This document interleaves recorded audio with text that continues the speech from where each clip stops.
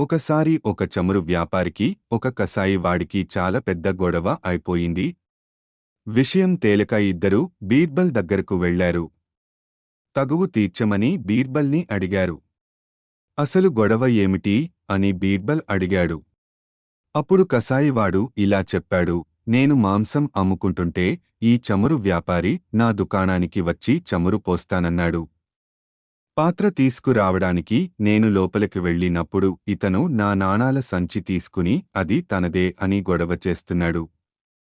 నా డబ్బు సంచి నాకు ఇప్పించండి. వెంటనే ఆ చమురు వ్యాపారి, లేదు, అతను చెప్పేవన్నీ అబద్ధాలు. ఆ సంచి నాదే. నేను నాణాలు సంచిలోంచి తీసి లెక్క పెడుతున్నాను.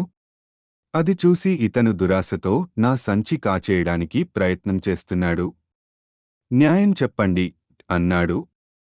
బీర్బల్ ఎన్నిసార్లు అడిగినా వాళ్ళిద్దరు చెప్పిన మాటే మళ్ళీ మళ్ళీ అదే మాట చెప్పసాగారు. ఈ గమ్మత్తైన సమస్యకి బీర్బల్ ఒక యుక్తిని ఆలోచించాడు. ఒక పెద్ద పాత్రలో నీళ్లు తెప్పించాడు. ఆ నీళ్లల్లోకి సంచిలో నాణాలు వేశాడు. వెంటనే ఆ పాత్రలో నీళ్లపైన పలచగా నూనె తేలింది. ఆ తెట్టు చూసిన వెంటనే ఆ సంచి చమురు వ్యాపారిదని అందరూ గ్రహించారు. బీర్బల్ సంచిలో మళ్లీ నాణాలు నింపి చమురు వ్యాపారికి ఇచ్చేశాడు. ఆ కసాయిని కఠినంగా శిక్షించాడు.